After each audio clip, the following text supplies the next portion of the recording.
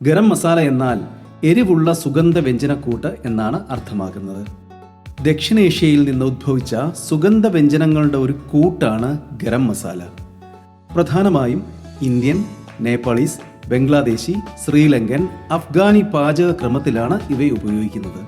ഗരം മസാല തയ്യാറാക്കാൻ എന്തൊക്കെ ചേരുവകളാണ് നമുക്ക് വേണ്ടതെന്ന് നോക്കാം.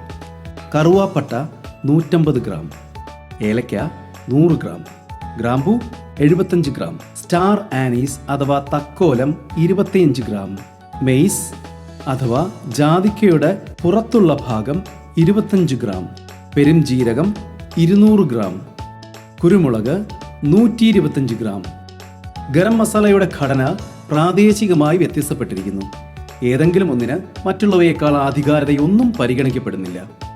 ഗരം മസാല തയ്യാറാക്കാൻ പെരുംജീരകം ഒഴികെയുള്ള എല്ലാ ചേരുവകളും ഒരു ഫ്രൈ പാനിലോ ചട്ടിയിലോ ഏകദേശം 5 മിനിറ്റ് ടോസ്റ്റ് ചെയ്യുക.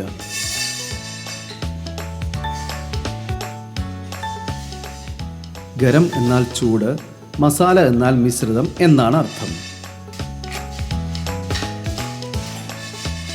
ടോസ്റ്റിംഗ് പ്രക്രിയയുടെ അവസാനം പെരുംജീരകം ചേർത്ത് ഏകദേശം 1 മുതൽ 2 മിനിറ്റ് വരെ ടോസ്റ്റിംഗ് തുടരുക. അടുപ്പിൽ നിന്ന് വാങ്ങിയാലുടൻ മറ്റൊരു പാത്രത്തിലേക്ക് മാറ്റി തണുക്കാൻ വെക്കുക. എല്ലാ സുഗന്ധവ്യഞ്ജനങ്ങളും വൃത്തിയുള്ള കോഫി ഗ്രൈൻഡറിലോ സ്പൈസ് ഗ്രൈൻഡറിലോ നന്നായി പൊടിച്ചെടുക്കുക.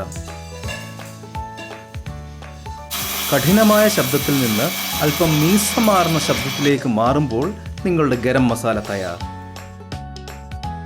ഇപ്പോൾ ഗരം മസാല തയ്യാർ. ഈ ഗരം മസാല വായു കടക്കാത്ത പാത്രങ്ങളിൽ 2-3 മാസം വരെ സൂക്ഷിക്കാം. I hope you enjoyed the recipe. Thank you for watching. Please consider subscribing. My name is Sebastian and you're watching 360 TV.